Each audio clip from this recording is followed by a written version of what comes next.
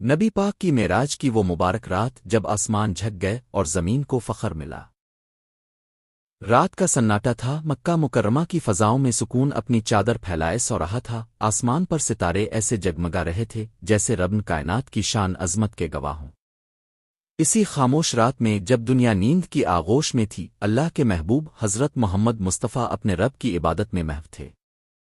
اچانک آسمان کے دروازے کھلے، نور کی ایک عظیم روشنی زمین کی طرف لپکی اور امین فرشتہ حضرت جبرائیل علیہ السلام اللہ کے حکم سے حاضر ہوئے۔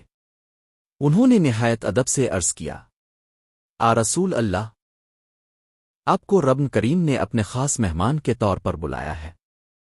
اسی لمحے ایک نورانی سواری براق پیش کی گئی۔ وہ ایسی سواری تھی جو پلک جھپکتے ہی صدیوں کا فاصلہ طے کر سکتی تھی۔ نبی کریم اس پر سوار ہوئے اور یہ مبارک سفر شروع ہوا جسے تاریخ اسراء و معراج کے نام سے جانتی ہے۔ چشم عالم نے دیکھا کہ کس طرح رسول اکرم مکہ سے بیت المقدس کی طرف روانہ ہوئے۔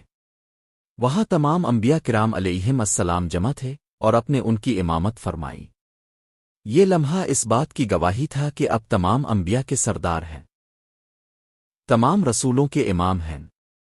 پھر معراج کا وہ عظیم سفر شروع ہوا جو زمین سے آسمانوں کی طرف تھا۔ اب ایک کے بعد ایک آسمان کی بلندیوں پر تشریف لے گئے۔ ہر مقام پر فرشتے استقبال کو موجود تھے، ہر دروازہ ادب سے کھل رہا تھا، ہر آسمان پر نور کی برسات ہو رہی تھی۔ اپنے حضرت آدم علیہ السلام، حضرت عیسیٰ علیہ السلام، حضرت موسیٰ علیہ السلام اور دیگر انبیاء سے ملاقات فرمائی۔ ہر نبی نے آپ کا خیر مقدم کیا اور آپ کی عظمت کو تسلیم کیا۔ پھر وہ لمحہ آیا جب نبی کریم صدر علم نتاؤ پر پہنچے، وہ مقام جہاں عقل کی پرواز بھی رک جاتی ہے۔ حضرت جبرائیل علیہ السلام نے عرض کیا، رسول اللہ، اب اس سے آگے میرا جانا ممکن نہیں، یہاں سے آگے صرف اب جا سکتے ہیں۔ یہ وہ مقام تھا جہاں محبوب خدا رب ذوالجلال کے سب سے زیادہ قریب ہوئے، وہ قرب کے جسے الفاظ میں بیان کرنا ممکن نہیں، وہ مقام کے جہاں پردے ہٹ گئے، نور ہی نور تھا، رحمت ہی رحمت تھی۔ سے عظیم تحفہ عطا فرمایا، نماز، 5 وقت کی نماز جو مومن کی معراج قرار پائی۔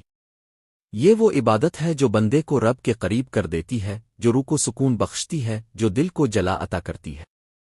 جب رسول اللہ واپس تشریف لائے تو صبح کا اجالا پھیل چکا تھا، مگر دل میں وہ نور، وہ سکون، وہ عظمت الہی کی جھلک ہمیشہ کے لیے نقش ہو چکی تھی۔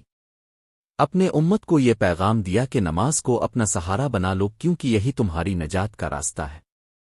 واقع معراج صرف ایک سفر نہیں، یہ ایمان کی بلندی، روح کی پاکیزگی اور قرب الہی کا راستہ ہے۔ یہ رات ہمیں یاد دلاتی ہے کہ جو اللہ کے فرمانبردار بنتے ہیں انہیں رب خود بلاتا ہے، اپنے قرب سے نوازتا ہے اور آسمانوں سے بھی بلند مقام عطا فرماتا ہے۔ یہ ہے وہ مقدس رات جب زمین نے آسمان سے گفتگو کی، جب محبوب خدا نے اپنے رب سے قربت کی وہ مثال قائم کی جو قیامت تک ایمان والوں کے لیے مشعل راہ ہے۔ اللہ ہمیں بھی اس عظیم واقعے کی روشنی میں اپنی زندگی سنوارنے کی توفیق عطا فرمائے، آمین۔